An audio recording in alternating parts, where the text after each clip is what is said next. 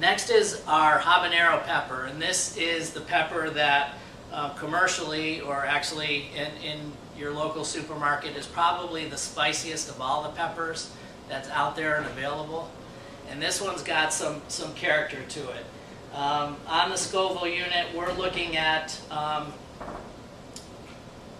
have to correct myself, because the high end of the scale is 16 million, not 16,000. This pepper actually falls in about the 30,000 range, 30 to 40,000, and that's pretty much all most people can handle. Once you start climbing up to those higher levels, it really brings a lot of pain, discomfort, and uneasiness. So the habanero is one of the ones that is probably going to give you the most heat of the ones that you find in the grocery store.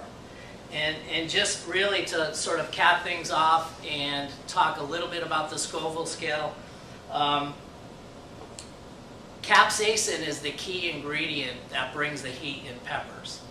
And that is typically found in what's called the ribs of a pepper. And we can show you real quick what that looks like. And the ribs are the membranes that surround the interior of the pepper, and you can see here you've got that white area that is just inside the flesh, and that typically holds the seeds.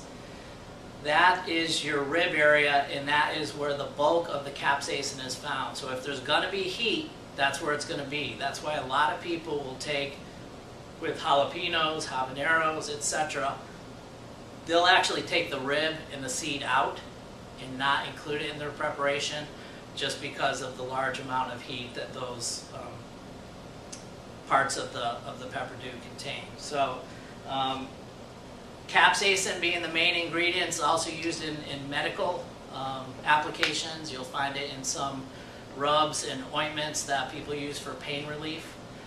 It has euphoric characteristics and lends itself towards, I won't go as far as saying addiction, but there is an addictive factor to capsaicin, which brings those people who really love that heat and that fire in their food back over and over and over for that pain and pleasure as part of their food. So, I guess that's all I have for you. Just a little bit of background information on some very common types of peppers, and hopefully you can take that information and use it back in your kitchen as well. Thanks.